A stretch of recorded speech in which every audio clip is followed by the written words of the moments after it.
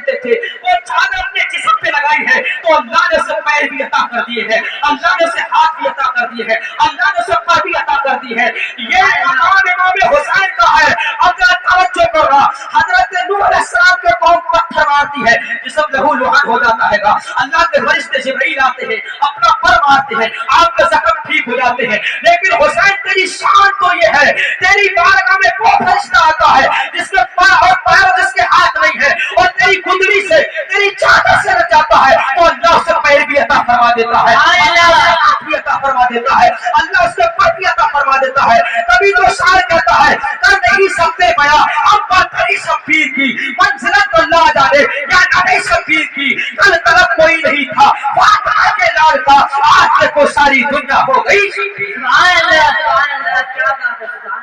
کل طلب کوئی نہیں تھا فاطمہ کے لال کا, آج کو ساری دنیا ہو گئی شبیر کی. قسم خدا کی میرے سنی پیارے اسلامی بھائیوں, آپ ذکر حسین کرنے کے لیے کیا مقام اللہ تبارک و تعالیٰ نے امام حسین کو عطا کیا. آپ کی شان شان اللہ کے رسول صلی اللہ علیہ وسلم ایک مرتبہ تشریف فرما, حضور صلی اللہ علیہ وسلم کے دو بیٹوں کی ولادت ہوئی اور ان کا انتقال ہوا. تیسرے بیٹے حضرت ابراہیم کی ولادت ہوئی, وہ آقا کریم صلی اللہ علیہ وسلم کی بارگاہ میں ہے, اور ادھر حضور کے نواسے حضرت امام حسین ہے. آج میری آقا کی دوہری خوشی کا جہان آباد ہے, یعنی ایک کاندھے پر بیٹا ہے جس کا نام ابراہیم ہے, ایک کاندھے پر نواسا ہے جس کا نام امام حسین ہے. کہیں سبحان اللہ. آج میرے آقا بڑے خوش ہیں, کبھی اپنے بیٹے کو چومتے ہیں اور کبھی امام حسین کو چومتے ہیں. اتنے میں کیا دیکھتے ہیں, اللہ کے فرشتے حضرت جبرائیل آئے اور عرض کی یا رسول اللہ, اللہ تمہارے دونوں بیٹوں میں سے, یعنی ایک تمہارا بیٹا اور ایک نواسا, ان دونوں میں سے خدا ایک کو لینا چاہتا ہے, اللہ ایک کو اپنی بارگاہ میں لینا چاہتا ہے. جب اتنا کہا تو میرے سرکار غمزدہ ہو جاتے ہیں کہ دو بیٹوں کا تو پہلے انتقال ہو گیا, تیسرا بیٹا ہے اور ادھر میرا نواسا امام حسین ہے. اس لیے کہ میرے آقا جانتے تھے کہ امام حسین تو دین کا بہت بڑا کام کرے گا, امام حسین تو دین کے لیے بہت کچھ قربان کرے گا. میرے آقا بیٹھے ہیں اور سوچ رہے ہیں کہ اگر میں نے امام حسین کو دے دیا تو میری بیٹی فاطمہ کی گود خالی ہو جائے گی, اگر میں نے امام حسین کو دے دیا تو حسن مصطفیٰ کا بازو کٹ جائے گا, اگر میں نے حسین کو دے دیا تو حضرت علی غمزدہ ہو جائے گا, اور اگر میں نے اپنے بیٹے ابراہیم کو دے دیا تو اس کا غم, اس کی فکر صرف مجھے کو ہوگی. میرے آقا نے ارشاد فرمایا جبرائیل, اللہ میرے دونوں بیٹوں میں سے کس کو لینا چاہتا ہے, دونوں بیٹوں میں سے کس کو لینا چاہتا ہے. جبرائیل عرض کرتے ہیں یا رسول اللہ, یہ معاملہ اللہ نے آپ کے اوپر چھوڑ دیا ہے, آپ جسے چاہیں دے دیں, جسے چاہیں اپنی بارگاہ میں روک لیں. تو میرے آقا نے ارشاد فرمایا کہ اللہ تو میرے بیٹے ابراہیم کو لے لے, میرے نواسے کو چھوڑ دے, میرے بیٹے ابراہیم کو لے لے, میرے نواسے کو چھوڑ دے. 3 دن کے بعد حضرت ابراہیم جو میرے آقا کریم صلی اللہ علیہ وسلم کے بیٹے, ان کا وصال ہو جاتا ہے, ان کا انتقال ہو جاتا ہے, اس دنیا سے رخصت ہو جاتے ہیں. قسم خدا کی میرے آقا نے اگر اس وقت کسی کو بچایا ہے تو حسین کو بچایا ہے. بچپن کا حالت تھا, اور جب بیٹے کا انتقال ہو گیا اور ایک دن میرے آقا کی آنکھوں سے آنسو ٹپک رہے تھے, فوراً امام حسین کا بچپن کا حالت تھا, آئے نانا کا ہاتھ پکڑ کر کہا, میرے امام حسین کا علم تو دیکھو, میرے آقا کا ہاتھ پکڑ کر کہا, عرض کی یا رسول اللہ میرے نانا جان, تم نے میری خاطر اپنے بیٹے کو قربان کر دیا ہے, لیکن تمہارے دین کی خاطر تمہارا نواسا اپنے 72 نفوس قدسیہ کو قربان کر دے گا. سبحان اللہ, سبحان اللہ, 72 نفوس قدسیہ کو قربان کر دے گا. کیا شان ہے میرے امام حسین کی. اللہ تبارک و تعالی ہم سب کو امام حسین سے محبت کرنے کی توفیق عطا فرمائے. ہر پل ہر لمحہ جن کا خیال رکھا جاتا تھا وہ حسین ہے, ہر وقت جن کا تذکرہ کیا جاتا تھا وہ حسین. قسم خدا کی امام حسین کی شان تو دیکھو اور آپ کا مقام دیکھو. ایک مرتبہ آقا کریم صلی اللہ علیہ وسلم اپنے صحابہ کے جھرمٹ میں تشریف فرما ہے, تمام صحابہ چاروں طرف ہیں, بیچ میں میرے آقا تشریف فرما ہے. کیا دیکھتے ہیں کہ ایک صحابی آپ کا آیا, اس کے ہاتھ میں کیا ایک ہرنی کا بچہ ہے, اور میرے آقا کی بارگاہ میں پیش کر دیتا ہے. عرض کرتا یا رسول اللہ صلی اللہ علیہ وسلم, یہ ہرنی کا بچہ میں لے کر آیا ہوں, इसे अपनी बारगाह में कबूल कर लो।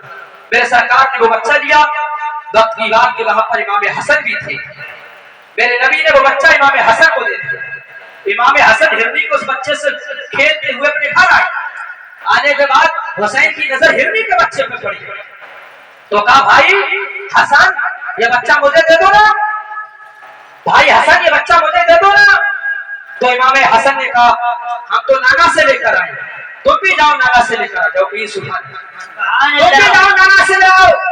हजरत इमाम हुसैन ने इतना सुना तो रो पड़े, आंखों में आंसू हैं। और आप चलते हैं आका करीम सल्लल्लाहु अलैहि वसल्लम की बारगाह में, नाना की बारगाह में पहुंचे और दामन को पकड़ के कहा कि बड़े भाई हसन को जब बच्चा दिया था तो मुझे हुसैन को भी बच्चा हिरनी का चाहिए। अभी मेरे आका सोच रहे थे, तमाम सहाबा मौजूद थे कि वो तो सहाबी रसूल थे जो एक हिरनी का बच्चा कहीं से लेकर आए थे। अब इमाम हुसैन के लिए बच्चा कहां से लाया जाए? इतने में क्या देखते हैं कि जंगल की तरफ से एक हिरनी लौटती चली आती गई। सुभान अल्लाह। इमाम हुसैन का मकाम और मर्तबा जानवर भी जानते हैं, इमाम हुसैन का मकाम और मर्तबा परिंदे भी जानते हैं। कसम खुदा की, इतने में वो दौड़ती हुई हिरनी आई और अपने साथ एक बच्चा नहीं बल्कि दो बच्चों को लेकर आई। एक बच्चा नहीं बल्कि दो बच्चों को लेकर आई और आका की बारगाह में बोलने लगी, आज करती या रसूल अल्लाह सल्लल्लाहु अलैहि वसल्लम, जो इससे पहले बच्चा आया था, जो इमाम हसन को पेश किया गया था, जो आपका सहाबी पकड़ के लेकर आया था, या रसूल अल्लाह वो भी मेरा बच्चा था जो तुमने इमाम हसन को अता कर दिया था। और जब इमाम हुसैन दूसरा बच्चा मांग रहे थे तो ये जब रोने लगे थे तो मैं इनका रोना बर्दाश्त न कर सकी। या रसूल अल्लाह मैं अपने बच्चे को लेकर आ गई हूँ, मैं अपने बच्चे को तो जुदा करती हूँ, मैं अपने बच्चों की जुदाई को बर्दाश्त कर सकती हूँ, लेकिन इमाम हुसैन का मैं रोना नहीं देख सकती हूँ। या रसूल अल्लाह आप ये बच्चा ले लीजिए। कसम खुदा की, हिरनी भी है जानती इमाम हुसैन का मकाम क्या है। हिरनी ने अपने बच्चे को अपने से जुदा कर दिया है और इमाम हुसैन को दे दिया है। मेरे प्यारे सुन्नी इस्लामी भाइयों, ये जानवर भी जानने की क्या शान इमाम हुसैन की है कि हिरनी अपने बच्चे को पेश कर रही है, यानी अपने दिल पर तो कंट्रोल कर रही है और अपना रोना तो बर्दाश्त कर रही है, लेकिन इमाम हुसैन का रोना नहीं देख रही है। कसम खुदा की, हम कैसे हुसैनी है। आज हम तस्करा करते हैं कि हम अली के मानने वाले हैं, आज हम कहते हैं कि हम इमाम हुसैन के मानने वाले हैं, आज हम अहले बैत के मानने वाले हैं।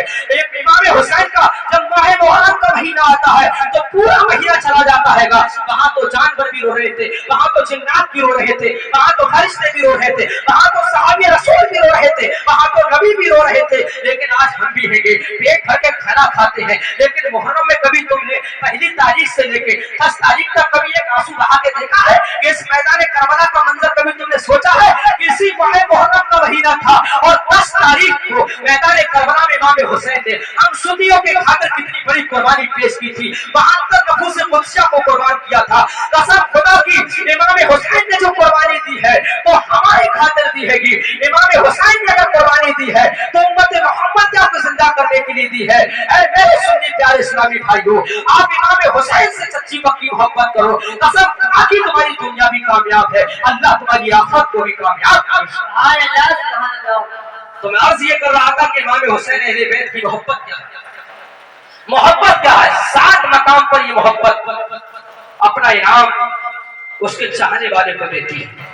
जब कोई इंसान दुनिया में इमाम हुसैन से मोहब्बत करता है और जब उसका इंतकाल होता है तो उसकी रूह आसानी से निकल जाती है, इसलिए कि ये गुलाम हुसैन है, इमाम हुसैन का गुलाम। उसकी रूह आसानी से निकल जाती है और जब उसे कब्र में रखा जाता है तो मुनकर नकीर जब उससे पूछते हैं मन रब्बू का तेरा रब, आवाज आती है, इससे पूछा जा रहा है ये तो गुलाम हुसैन है। आसानों में, सवालों में आसानी हो जाती है। और कसम खुदा की, जब मीज़ान अमल पर जब तुम्हारे अमाल तोले जाते हैं तो तुम्हारे गुनाह ज्यादा होते हैं, लेकिन तुम्हारे दिल में इमाम हुसैन का प्यार बसा होता है। तो अल्लाह फरमाता ये मेरे महबूब के नवासों से प्यार करता था, इसलिए मैंने इसके गुनाहों को कम कर दिया, इसकी नेकी बढ़ा दी, इसे जन्नती बना दिया, इसे जन्नती बना दिया है। और मेरे प्यारे सुन्नी इस्लामी भाइयों, इसलिए कि हमको चाहिए कि अपनी जिंदगी का एक एक लम्हा, एक एक घड़ी इमाम हुसैन की मोहब्बत में गुजारे, इमाम हुसैन के नक्शे कदम पर चलकर अपनी जिंदगियों को गुजारे और उनका तज़किरा